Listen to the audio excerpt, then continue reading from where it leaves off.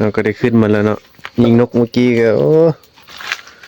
4-5-6 บาทบ่ถึกตัวเรียวได้ก็ได้นกคนโดกเนี่ยยิงบัดแรกถึกแล้วก็เร็ววับเลยปืนจักเป็นยังกับต้นมงไฮต้นนี้ฮะบาต้นแต่งกินไว้ท่าละปิงฮอกกับปิงนกเนาะเพิ่นได้เห็ดปวกอีกดอกบักใหญ่อยู่พุ่นฝ่ามือจานยังใหญ่ก้อนเห็ดปวกนะมาเห็ดปวกมาเดี๋ยวจะเห็ดแกงกินเนาะดอกบักใหญ่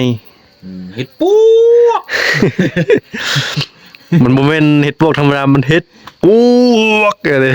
เพราะอันเห็ดอัน ใหญ่โพด หันหน่อยเดียวบอกคิดว่าสิเอาตัวนี้เห็ดแก้ว นี่ทุกคนผ่านบุญเฮ็ดแล้วมานขนาดไก่ขัวเนาะใส่ลูกโดดวะ บ่ยังว่าไปหูเดียว ป้าจนมุนปานใส่ลูกโดดวะโอ้บ่เห็นโดนแล้วได้ทุกคนไก่ขัวเลยอันนี้ตัวแม่เนาะยังว่าตัวผู้บ่เห็นงอยอยู่ก้อนหินงอยอยู่ก้อนหิน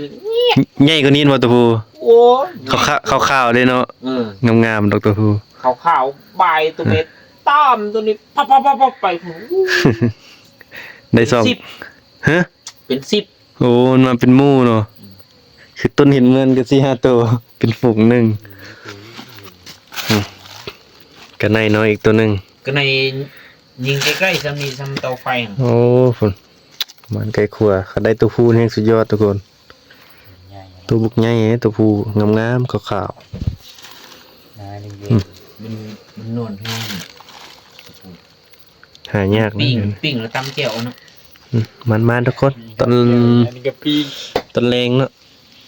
ตอนแรงเลาะการแล้วก็จะไปนั่งต้นมากมาย่อยคือเก้านั่นแหละโอ้โดนใหญ่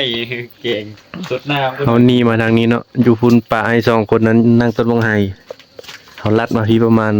2 ชั่วโมง 3 ชั่วโมงว่ะชั่วโมงปลายป่ะชั่วโมงปลายเนาะลัดมาบนเก่าที่เขามาสุดก่อน